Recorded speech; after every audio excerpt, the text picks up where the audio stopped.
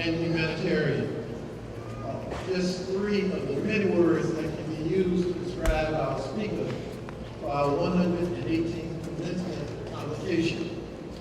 Today we are honored to have Danny Glover, whose performance career spans more than 30 years as our speaker.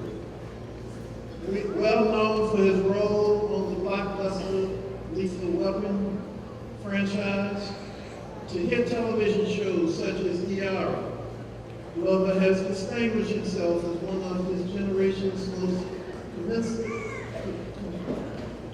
consummate actors. Glover performance in such classic motion pictures as The Color Purple, Witness, and The Places in the Heart have not only showcased his talent and versatility, but also brought him critical and audience acclaim.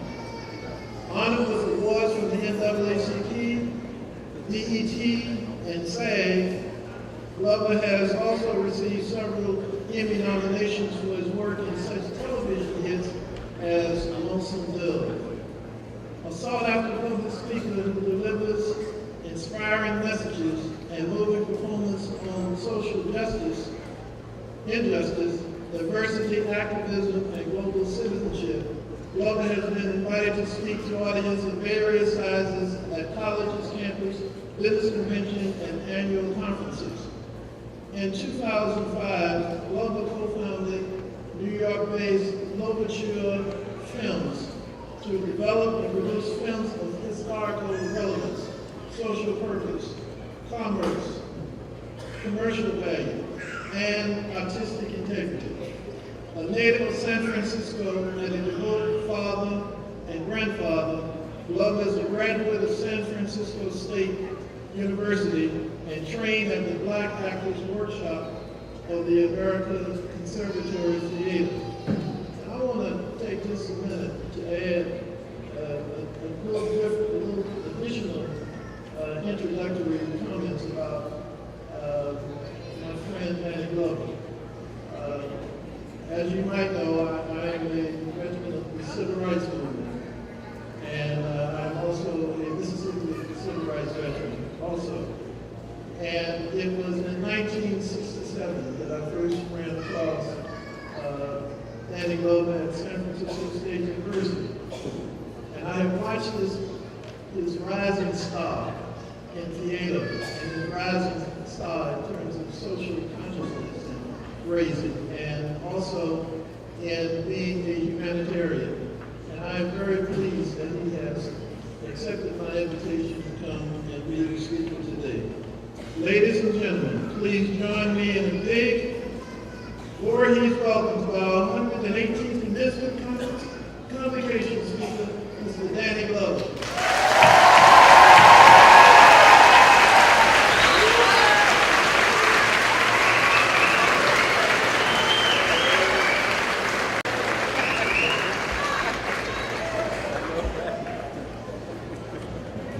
Good morning. Thank you for those very, very kind words, introduction about the service.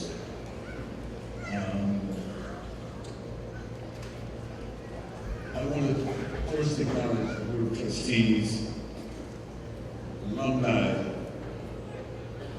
Voorhees College, first of all, and congratulate the 72 graduates of this 118th commencement convocation. I want to thank the faculty and the counselors, but most especially, I want to give a special gratitude to the families, friends, extended families, the village which supported you, all of you, not only during these last 4 years, but also through your path in life. Thank you, thank you, thank you. And I just want to give a round of applause to you.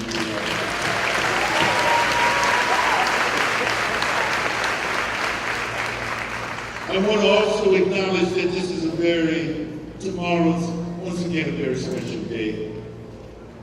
Mother's Day. Yes, Mother's Day. To all mothers in the audience as well. Joseph Campbell, the great philosopher and thinker, mystic of the 20th century, said that women are nice. And I couldn't agree with him more. As I make this journey here to Denmark, South Carolina, I always have an opportunity to go back into my own life here. Not here, but in the South. I had an opportunity yesterday to go as I drove from Atlanta to Brew Thompson on to the little small community that my mother was born and raised. The community that nurtured her, the village that saw her and oversaw her. I am so grateful for the gift that she gave me, even though born in San Francisco, the gift that she gave me of her family, of her mother, her father, an extended line of relatives on that small village along Highway 1. I'm reminded also, as I think about this, some of the values that came from that encounter, her encounter in life with her family. My mother, and part of my moral underpinning as a child, my mother told me that she was eternally grateful for her mother and father because she did not pick cotton in September. She went to school in September. It was a huge paradigm shift in her life. And I am standing here in front of you today because my mother did not pick cotton in September and went to school in September. She graduated from Payne College and Christian Methodist Episcopal School in Augusta, Georgia in 1942. That was huge for her at that particular time. The dreams in the world that had her grandmother, her mother and grandmother, a paternal grandfather was born in grandmother was born in 1853, freed by the Emancipation Proclamation. But the vision that her parents had, never going past before the 5th grade, was the fuel that sparked her imagination and the possibilities in her life. And I want to leave that with you as you graduate and move on, because you stand on the shoulders of so many who come before you. You stand on those shoulders, those historic shoulders, many of them sitting in this audience, and many of them unknown to you. Many of them before you even came into this world. I remember when my grandmother saw the color purple, never realizing what work I did, the first thing she said in her most gracious way, I'm gonna get a switch after that boy. He was raised better than to act like that. She never knew what I did, but she knew I should have had better behavior than to sit there in the color purple. And every time I went to see her, as she aged at 90, she saw the movie when she was 90 years old. I had to bring a switch in the house and make sure that she had been, I was told not to run either because she would catch me. But I'm framing this in a sense because we all part of history. We all part of it. When Elizabeth Evelyn Wright founded Denmark Industrial School in 1897, it was 1 year after Plessy versus Ferguson, the Supreme Court decision which enshrined segregation, enshrined separate but equal, but was never overturned until 1954 with Brown versus Board of Education. So there's history there that we're all engaged in. In the history of finding that in the great discussions that were happening at the beginning of the 20th century. When, in 1909, a group of prominent African Americans met in Niagara Falls. The Niagara movement in former NAACP, to lead another level of struggle, to lead another level of engagement, to bring us to another place. Those are the stories that we have to remember as we move into this next stage on our path and journey in our life. And yes, there are things that we do and will accomplish, and things that we dream about and envision for and have prepared ourselves for over the last 4 years. But also there are the things that we have to be concerned about. What is the community we live in? What is the world we live in? We are part of history. We are service to that history and service to the change that happens. Dr. King always preached a sermon, a wonderful sermon, about Rip Van Winkle. Rip Van Winkle went up to the mountain and went to sleep. He went to sleep for a number of years. And on his way up to the mountain to go to sleep, he passed by what would be a modern day bread and breakfast. He saw a photo of King George there. He went to sleep. And when he came down after his long sleep, he saw a photo of George Washington. In the time that he went to sleep, incredible changes happened, not only in this country, but the world. We cannot be asleep doing history with this lesson. We cannot be asleep. We cannot fall asleep. And I know that this generation, this graduating class, that 18 graduating class, will not be asleep, will not go to sleep, and will be there active. And what are the things that we talk about as we move forward in the 21st century? Good friend of mine, good friend of Cleveland, Dr. Cleveland Sellers, Robert Moses, talks about education, the importance of education. There's a project called the Algebra Project, a math empowerment project, that he says that in the 20th century, the right to vote was the right to citizenship, then the right to be able to compute and understand math is the right to citizenship in the 21st century. He was very clear about that. And when he talks about education, he talks about it in a framework that's accessible, that's tangible to us. He says about math, if you give me structured opportunities for the bottom quartile of math students, I'm not worried about testing.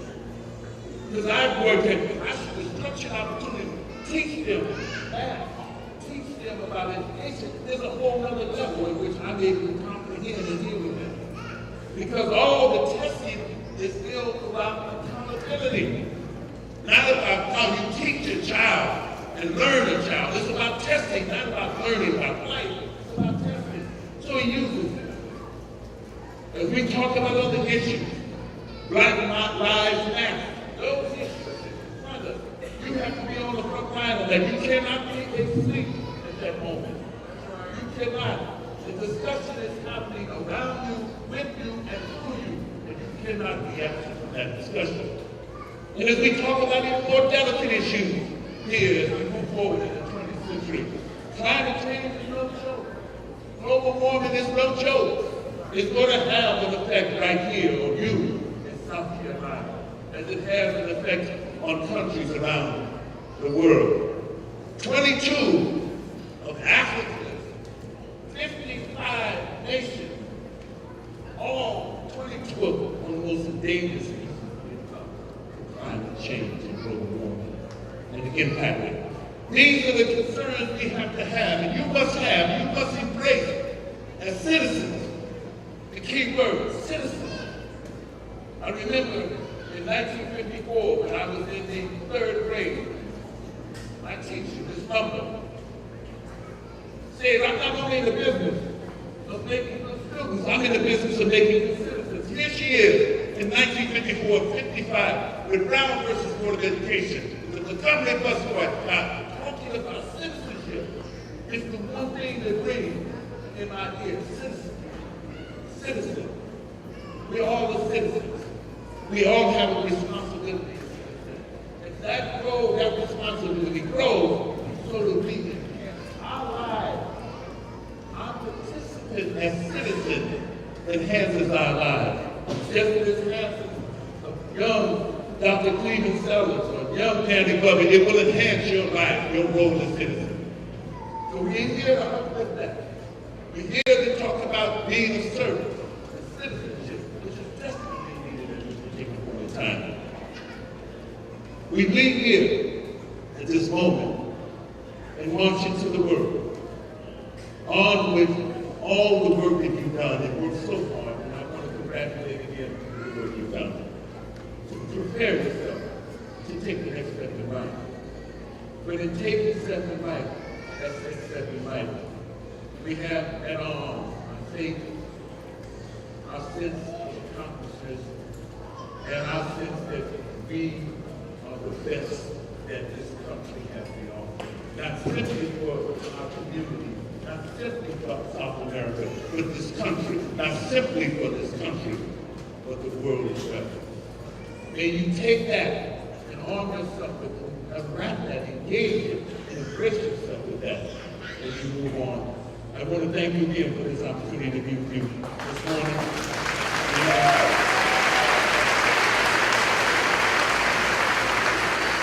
I want to thank you again. It not only brings me the joy of remembering the fact of everything, the many places that I've come from, but to be able to see your faces, and to see those faces that represent me and millions and millions of others on that one day, that very special day, where we move to the next step and move to the next level in our lives. Congratulations. Thank you very much.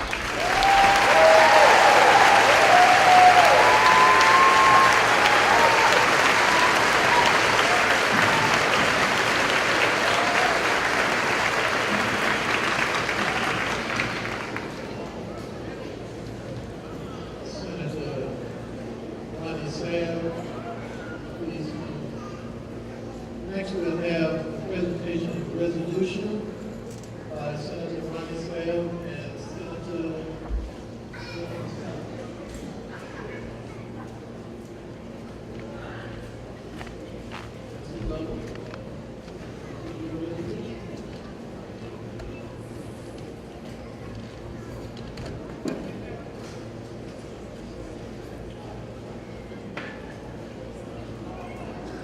This is Senate Bill S-77, which we record as part of our archive in the state of South Carolina.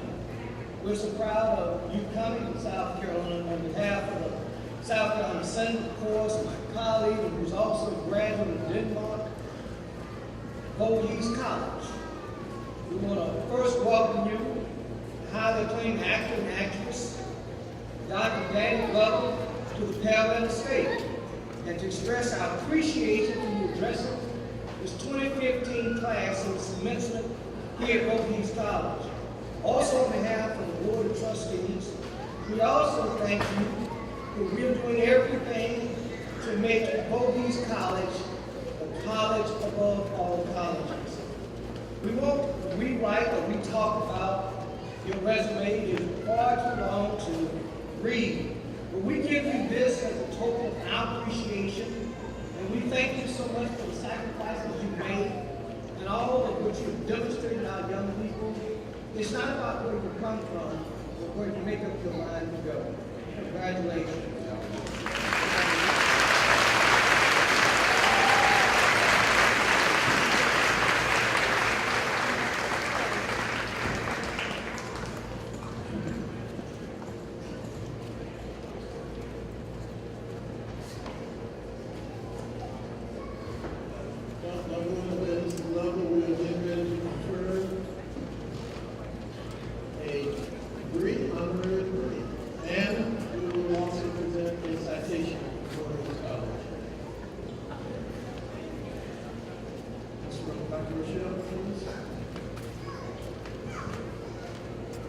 Good morning. On behalf of Voorhees College, I am delighted to read the citation presented to Danny Bubby. Preeminent actor, social activist, humanitarian, public speaker. Voorhees College honors you for your distinguished accomplishments and benevolent global services.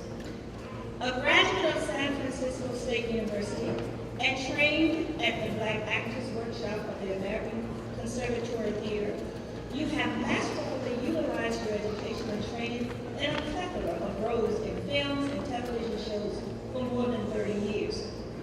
A major medium of which you are the co-founder and which juxtaposes your knowledge and understanding of acting and the dynamics of the reality of reality of life. You founded the New York-based Louverture Films. Through Louverture Films, you develop and produce films that coalesce historical relevance, social purpose, commercial value, and artistic integrity. Attesting to your skillful acting are your stellar performances in The Color Purple, Witness, and Places in the Heart.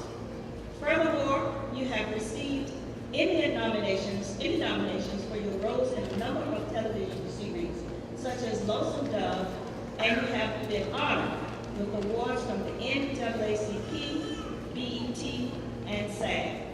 In essence, you epitomize the actualization of the role of the artist by contextualizing through film and humanitarian involvement and contributions, existential enlightenment for the amelioration of humankind. As a social activist, you have demonstrated and promulgated your altruistic ethos by serving as a goodwill ambassador for the United Nations Development Program, which focuses on hunger, disease, and economic development in Africa, Latin America, and the Caribbean. Currently, you serve as UNICEF ambassador, and in that role, you have championed special and noble causes aimed at improving the lives of children in Canada and South America. You are profoundly devoted to imparting to new generations ways of building global peace, unity, and democracy across racial, ethnic, and gender lines.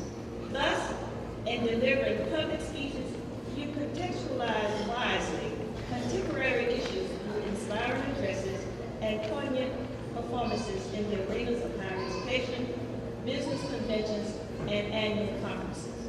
Therefore, Voorhees College salutes and lauds you for your commitment to artistic excellence, your creative genius, and your service for the benefit of others, and confers upon you in the company of this assembly of this 118th Commencement Convocation the degree of Doctor of Humane Letters, honoris causa, upon the recommendation of the President and with the approval of the faculty and Board of Trustees on this day of May 9th, in the year of our Lord, 2015, with all the rights and privileges appertaining thereto.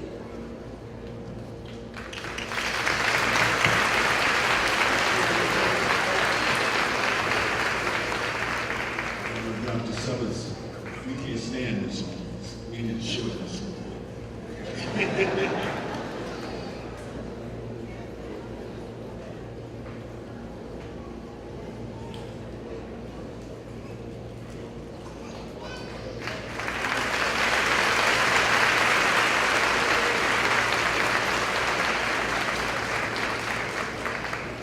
Dr. Danny Glover.